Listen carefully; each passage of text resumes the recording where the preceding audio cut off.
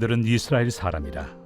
그들에게는 양자됨과 영광과 언약들과 율법을 세우신 것과 예배와 약속들이 있고 조상들도 그들의 것이요 육신으로 하면 그리스도가 그들에게서 나셨으니 그는 만물 위에 계셔서 세세의 찬양을 받으실 하나님이시니라. 아멘. 지난 시간에 이스라엘이 가지는 특권이기도 하고 또 영적으로 보면 우리가 혈통적으로는 이방인이지만 또 참 이스라엘로서 오늘날 신자 역시 가지는 특권이 있다고 했습니다. 본문에서 사도 바울은 한 8가지 정도 그 특권에 대해서 목록을 언급을 하고 있는데 첫 번째 특권이었던 양자가 되었다. 여기에 대해서 살펴봤습니다.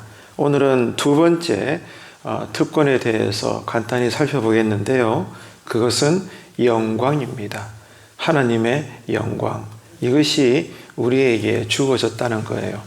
당시 이스라엘과 오늘 신자된 저와 여러분의 삶에 하나님의 영광이 가득하다는 것입니다. 우리가 신앙생활을 하면서 하나님의 영광, 이 표현을 많이 사용합니다. 여기에 대해서 설교도 들으시고 또 찬양도 부르고 성도 간에 이 표현을 많이 하죠. 또 기도할 때도 하나님의 영광이 임하기를 원합니다. 이 영광에 대해서 우리는 많이 단어를 사용합니다. 또 신자라면은 모두가 알고 있는 사실입니다. 왜냐하면 하나님의 영광은 그 영광으로 사는 것은 모든 신자들에게 주어진 사명이기 때문입니다. 자, 그런데 이 하나님의 영광은 성경에도 많이 언급이 되어 있지만 신약 같은 경우에는 신약 성경에서 이 영광을 표현할 때는 대부분 추상적인 용법으로 쓰일 때가 많습니다. 워낙 큰 단어이기 때문에 그 영광이라는 세계가 너무나 초월적인 세계이기 때문에 신약 성경에서는 주로 추상적인 용법으로 많이 쓰여지고 있습니다. 그래서 지금 본문에서 사도 바울이 설명하고 있는 이스라엘과 오늘날 신자들에게 주어진 두 번째 특권인 이 영광이라는 것은 구약적인 개념으로 언급이 되고 있습니다. 구약 성경에서 하나님의 영광이다라고 했을 때 그 영광은 하나님은 영이시기 때문에 우리 눈에 보이지 아니하시잖아요. 잡을 수도 없고 냄새도 없고 형체도 없으시고 눈에 보이지 않는 하나님이신데 구약 성경에서 그 하나님의 영광이라는 것은 때때로 하나님은 이스라엘 백성들 사이에 우리 눈에 보이는 가시적인 영광으로 충만할 때가 많으셨습니다. 그래서 예를 들면은 구약 성경에 보면 모세가 하나님의 부르심을 받고 시내산 꼭대기에 올라가서 율법을 대표하는 십계명을 받지 않습니까? 그때 하나님이 임하셨잖아요. 그래서 그 시내산 꼭대기에 엄청난 구름과 또 큰 소리에 또 번개와 천둥과 이 큰 두려움의 영광으로 하나님께서는 시내산에 임하셨습니다. 해서 사나리에 있던 백성들은 너무 두려워가지고 벌벌벌 떨었던 그 내용이 출애굽기에도 구약 성경 여러 곳에 기록이 되어 있죠. 그리고 이스라엘 백성들이 애굽을 나와서 40년간 광야길을 지나가지 않습니까? 그때도 여전히 하나님이 이스라엘 백성들과 함께 하시는 가운데 어떻게 거하셨습니까? 성막을 짓게 하시고 성막 안에 하나님의 영광이 가득했었죠. 그래서 대제사장조차 성막 안에 그 성소와 지성소에 들어감에 있어서 크게 두려워했던 그런 내용들도 구약을 통해서 우리가 읽어볼 수가 있는 것입니다. 이처럼 성경에는 하나님의 영광이 구약에서는 이렇게 인간의 눈에 가시적으로 분명히 드러나게 되었던 그 하나님의 현현이라고 이야기하죠.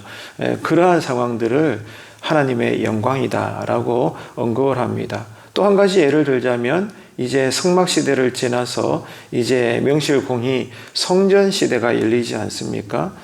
솔로몬이 성전을 완공하고 난 다음에 성경에 읽어보게 되면 여호와의 큰 영광이 성전에 가득했죠. 그래서 시내산의 영광, 성막의 영광, 또 성전의 영광, 이 영광들은 당시 백성들의 눈에 보였단 말입니다.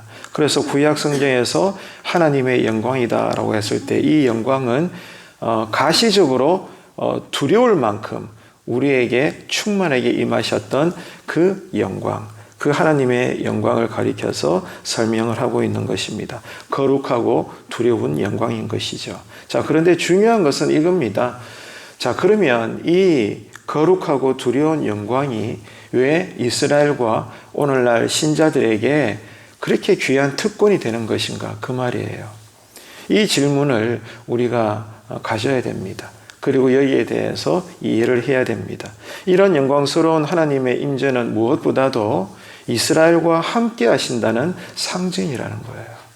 이스라엘이기 때문에 하나님께서 선택하신 구별한 당신의 백성이기 때문에 오늘날 저와 여러분의 신자들도 예수 이름으로 하나님의 자녀이기 때문에 아버지가 되시는 하나님이 우리와 함께 하신다는 강력한 상징이자 특징이 뭐라는 거예요?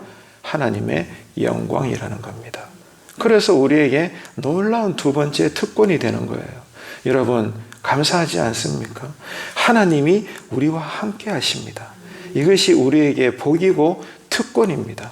그래서 이것이 신자들에게는 믿음의 정체성입니다. 오늘 또 우리가 어떻게 삽니까? 하나님이 우리와 함께 하심으로 사는 거예요. 그래서 오늘 또 우리가 기도할 때 하나님, 당신의 영광이 임하소서, 영광을 위하여 우리가 살기 원합니다. 그 말은 가장 기본적으로는 하나님이 우리와 함께 하소서. 오늘 또 하나님은 내 안에, 내가 당신 안에 삽니다. 나는 하나님과 연합되었습니다. 코로나는 기쁘고 감사하고 행복합니다. 이 고백으로 오늘 또 우리가 기도가 열리고 기도하신 대로 믿음으로 이 하루를 우리가 가난하든지 병들었든지 남들과 비교할 때 녹록치 않은 인생일지라도 그러나 영적으로 볼 때는 누가 우리와 함께 하십니까? 만군의 여호와 하나님이 그 누구도 이길 수 없는 크고 두려우신 하나님의 영광이 오늘 또 여러분의 가정에, 여러분의 일터에, 우리 교회에, 이 나라 이민족 위에 충만하게 가득하셔서 우리와 함께 하시는 줄로 믿으시기를 축복합니다. 오늘 이 새벽에 이 기도가 열려지게 되기를 간절히 바랍니다. 하나님이 우리와 함께 하셔요. 함께 하시기 때문에 오늘 또 이 새벽에 아직 동이 트기도 전인데도 불구하고 이 새벽에 나와서 감사함으로 기도하게 하고 하나님께 다 맡겨드리게 하고 말씀에 아멘하게 하시고 이 기도하는 시간이 즐거워서 우리가 감사함으로 하나님과 대화하잖아요. 왜요? 아버지 하나님이 자녀된 우리와 함께 하시기 때문입니다. 이게 구별된 두 번째 특권이라는 거예요. 더불어 이 하나님의 영광은 모든 우상과 불신 세상을 향한 심판과 재앙이 임하신다는 그러한 엄중한 임재의 상징이기도 한 것입니다. 여러분, 그렇기 때문에 하나님의 자녀들에게 보여주시는 이 거룩하고 두려운 영광, 성경에 기록되어진 많은 믿음의 사람들은 이 영광을 구했습니다. 하나님의 영광을 구했습니다. 모세조차도 그 산꼭대기에서 뭘 기도했습니까? 당신의 얼굴의 영광을 보기 원합니다라고 기도했을 때 하나님께서는 얼굴은 보여주시지 않았지만 모세를 덮으시고 보호하시는 가운데 당신의 등짝을 보여주셨잖아요. 다 그런 것입니다. 신구약 어디를 보든지 간에 믿음의 사람들은, 성경에 기록되어 있는 우리 믿음의 선진들은 다 모두가 다 하나님의 영광을 구하며 살았습니다. 그런 만큼 하나님께서는 그들의 믿음대로, 마음의 소원대로 하나님 기뻐하시는 뜻 안에서 모든 영광들을 보여주셨습니다. 그러므로 우리의 믿음의 선조들은 그 영광을 마음껏 보고 누렸던 것입니다.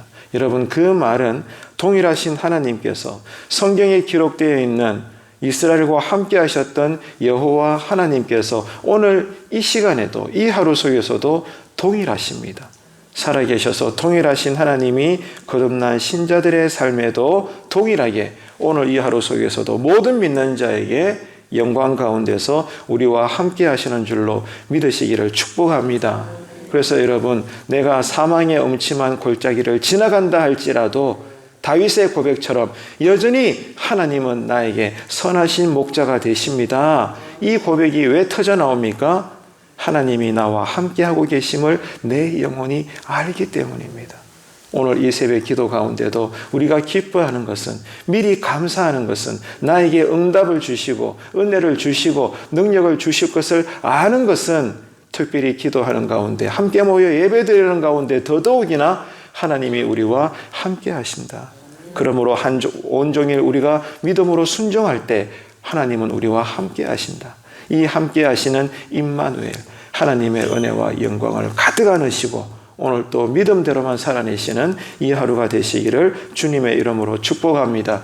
그래서 성령님은 오늘 또 우리에게 하나님의 영광을 구하라고 그렇게 기도하게 하시는 거예요. 이제 우리의 기도가 오늘 이 새벽에도 성령님의 이끄심과 도우심에 따라 내 개인의 욕심이나 육신의 정욕을 따라서 기도하지 말고 이제는 영이 열리셔서 영으로 기도드리는 그러한 자리가 되시기를 축복합니다. 그래서 그전에는 그저 종교적으로 풍요와 성공을 위해서 기도했던 내가 이제는 이 말씀 앞에서 하나님의 영광을 구하는 그런 하나님 나라의 진짜 백성으로서 하나님의 뜻대로 기도하는 날마다의 새벽 제단이 되셔서 모든 내 근심거리들은 하나님께 맡겨드리고 이미 하나님은 우리 인생에 필요한 것들을 아시기 때문에 내가 오늘 또 기도하는 것은 오직 감사하는 마음으로 하나님의 영광을 구하며 그의 나라와 그의 의를 구하면서 이 하루를 우리가 기도하며 살아낼 때 하나님은 온종일 우리와 함께 하시는 가운데 우리의 영육간의 필요를 채워줄 것이고 또 필요에 따라 영권, 물권, 인권, 더 나아가 우리를 성숙시키시는 고난의 복까지도 주실 것이니 여러분 염려하지 말고 근심하지 말고 오늘도 우리가 암송했죠. 우리가 잠시 넘어질지라도